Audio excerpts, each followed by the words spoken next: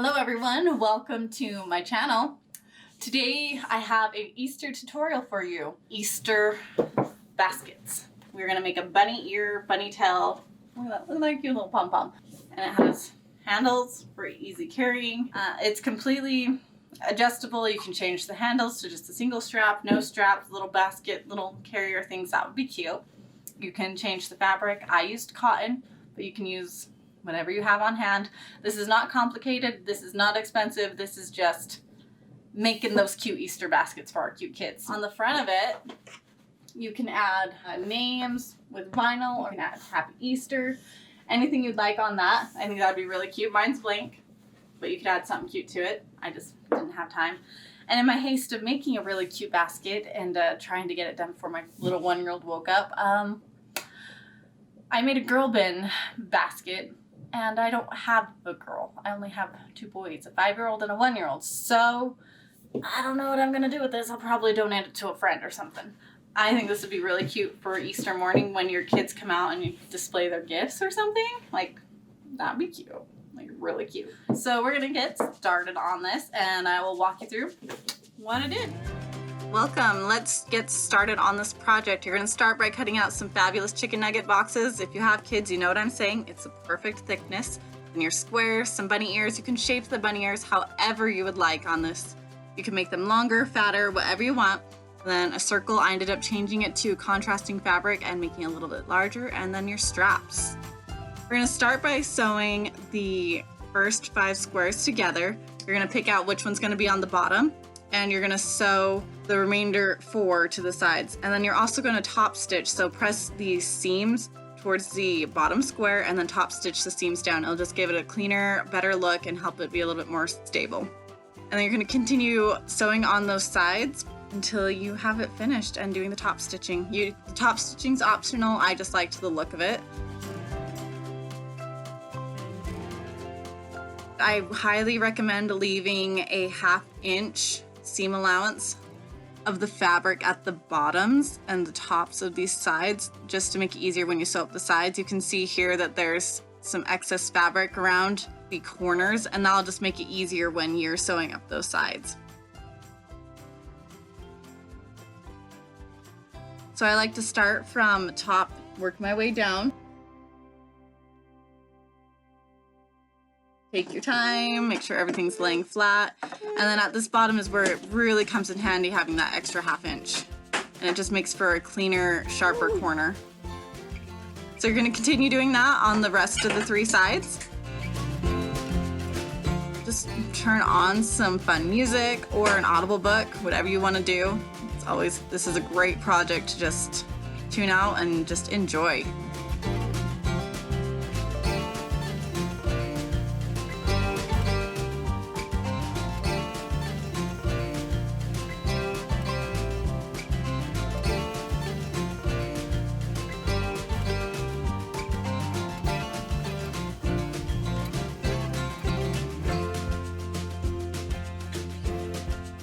And once you're done doing the first lining, you can turn it right side out. And there you have it. And then we're gonna get started on the straps, the ears, and the tail. And make sure the straps are right sides together. We're gonna sew along the long edges. We're gonna leave the bottoms open so that we can turn them inside out.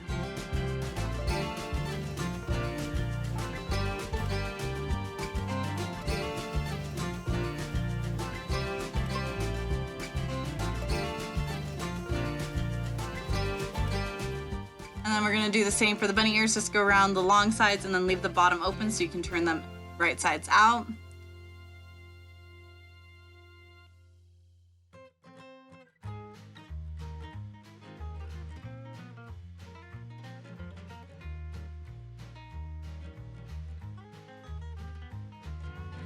I really liked these bunny ears. I thought they were so cute. In my next one, I might make the bunny ears a little fatter. When you pleat them, you'll see later on that they just add more depth to it, and I think it'll be so much cuter just to add more dimension to it. So once you turn everything right sides out, you can see my fancy trick of using serger tweezers.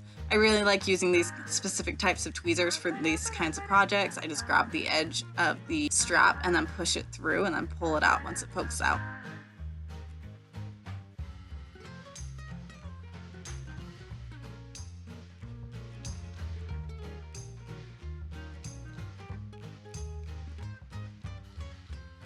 And then after everything's right side out, you're gonna iron them and then top stitch everything in place. I'm gonna top stitch both sides of the straps just to make it a little more durable, and I liked the look of it. I feel like it's a lot more polished once you have that top stitching done. It's one side, and now we're gonna move on to the second side.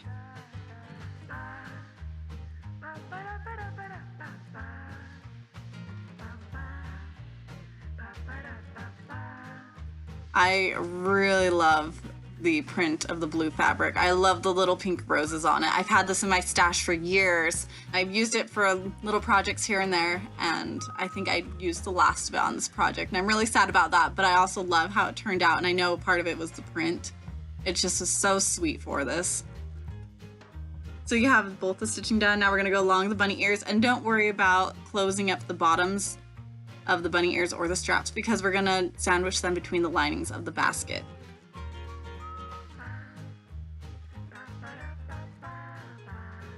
Take your time, make sure your lines are even.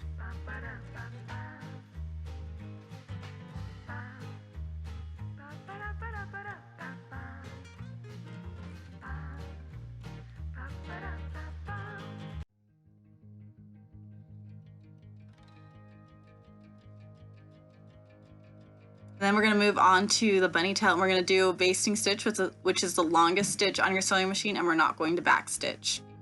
Once you have sewn all the way around it, you're going to tie one of the tops and bottoms, like the starting threads, the top and the bottom of it, tie it together, and then grab the bottom thread from the one that hasn't been tied in, and you're going to gather everything together. A lot of people do this with 2 stitches. I just chose to do 1 just because this is just a basic, easy, fast project, and I'm not trying to be super precise here.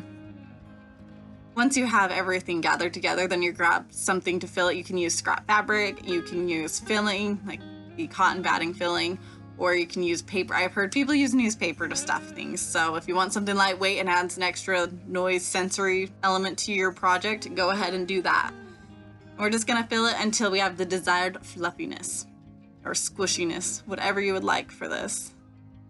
And I also chose to tuck in the raw edges into the bunny tail itself, just to make sure it had a clean look. And then you can hot glue this or hand tack it onto your lining of your fabric. I chose to hand sew it on.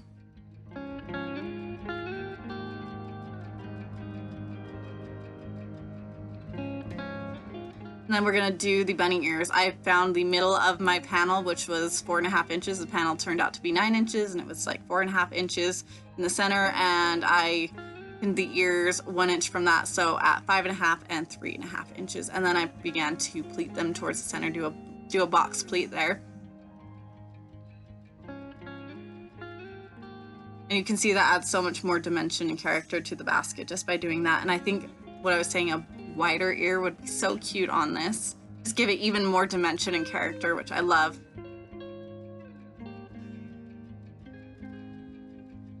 And then we're gonna do the straps. Make sure everything is right sides together.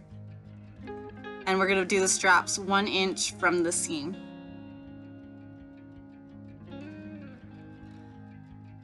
You can see I'm measuring there and then placing it 1 inch. We're gonna tack it down about 1/4 inch. I'm gonna go through both the straps and the bunny ears, make sure everything's gonna stay in place and laying flat. And this is just also gonna help the straps stay in place better, make sure they don't rip out of your project. And really watch your pleats here, make sure they don't unfold as you're sewing that.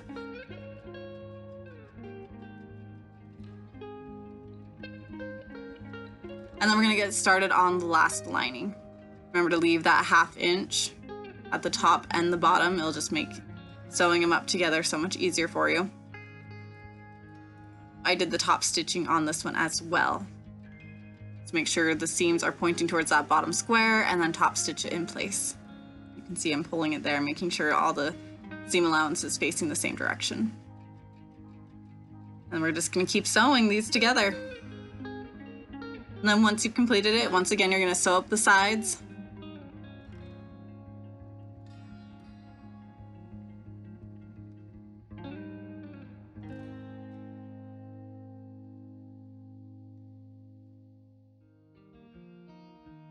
And you will have your inner lining completed. Once you've completed your bottom lining, then you're gonna fold it right side out. And we're gonna fold over the raw edges about a 1/2 inch. And then we're gonna iron the inner and outer lining and iron them in place. Make sure you give them a good press. That will help with sewing the top together. And then we're gonna put the inner lining in the outer lining shell. And then we're gonna pin the corners together at the seams, make sure everything lines up well. If you have some puckering, try to hide them as best you can. Everything seemed to line up pretty well on mine, so I'm really happy about that.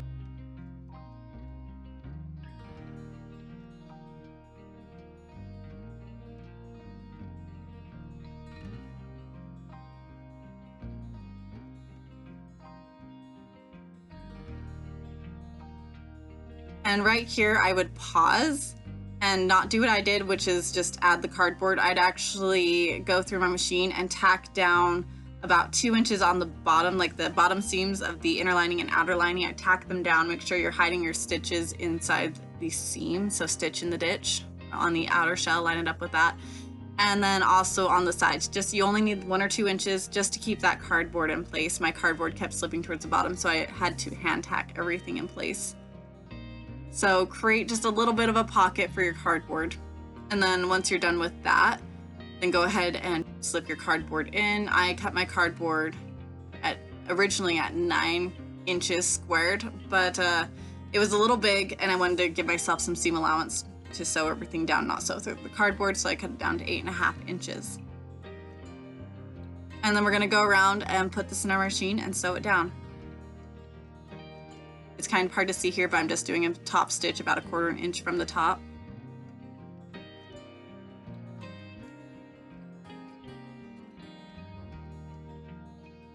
And then you're done. Well, thank you for watching that Easter tutorial. I hope you enjoyed it. Give it a thumbs up if you did, or subscribe, ring the bell, do all the, you know the drill. I don't even need to remind you to do it. Just whatever you feel like doing. And I hope you enjoyed it. And I will catch you in my next one. See you later. We're not gonna do that. See you later. Why do I keep wanting to go? Bye.